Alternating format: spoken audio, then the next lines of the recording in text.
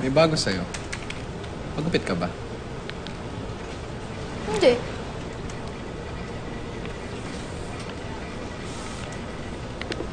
You're pretty. Eh di wow. Hindi nga, totoo nga. Ang ganda mo. Grabe siya, oh. Anyway, bakit ka nga pala nag-transfer sa technical school? Eh wala eh. Mas malapit daw kasi sa bahay. Ewan ko, para siguro mabantayan ako. Yung mom and dad ko kasi benefactor sa school na to. Eh di babantayan din kita. Ano ako, bata? Hindi, cute. I mean... Ikaw din naman. Cute ka rin naman. It's beauty na. Brains pa. Talaga? Hindi, joke lang. Ano ba, wag mo nga akong binibiro. Palagi mo akong binibiro ah. You're funny. Alam mo, beauty and brains na tapos funny ka pa. Teka muna, bakit wala ka ba kasing boyfriend? Hindi ko muna iniisip yan. Pwede ka naman magka-crush. Bakit ka pa magbo-boyfriend, di ba? Ang hirap kaya mag-aral mo. Kaya yun, puro pag-aaral mo na inaatupag ko. Pero pwede ka namang ligawan.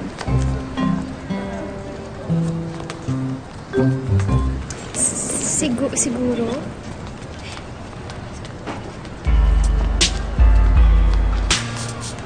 Lovers! So, saan kayo pupunta? Ihahatid ko lang si Gail. Sama kami! Naku, wag na. Okay lang. Nonsense. Para mas masaya. Joyride! Sige na, halika na. Let's go, guys!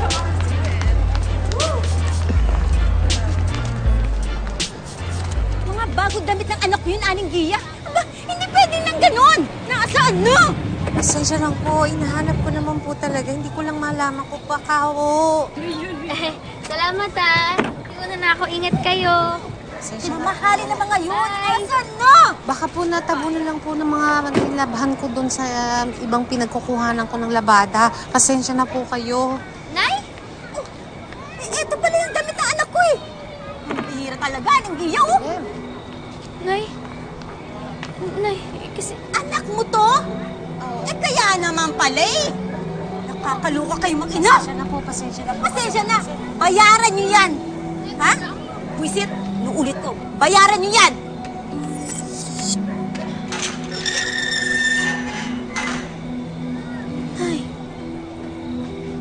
Umuwi ka. Uwi. Bilis! Doon tayo mag-usap sa bahay. Umuwi ka. Bilisan mo! God, I knew it. That social climber. Let's follow them. Let's go.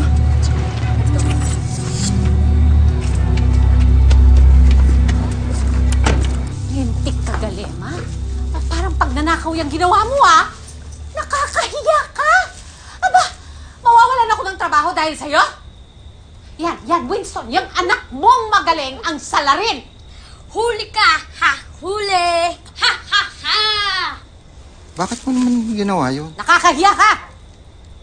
Nakakahiya ako? Eh, mas nakakahiya dahil wala akong bagong damit. Ang papangit ng damit ko, Nay. Ilang Pasko na yung nagdaan, di mo lang ako nakatikim ng bagong damit. Yung sapatos ko, ilang patsi na ng goma yung nadikit para lang magamit ko.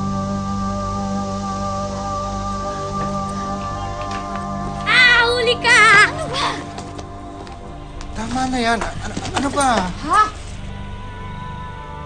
Makakadisgrasya kayo ng ginagawa niyo kasing yan eh. Tay, ikaw din naman kasi. Bakit hindi ka pa maghanap ng maayos sa trabaho para man lang mabilang mo kami ng mga gandang gamit? O, kahit man lang masarap na pagkain, yun na lang. Sawang-sawa na ako sa buhay na to. Sawang-sawa na ako sa kahirapang to!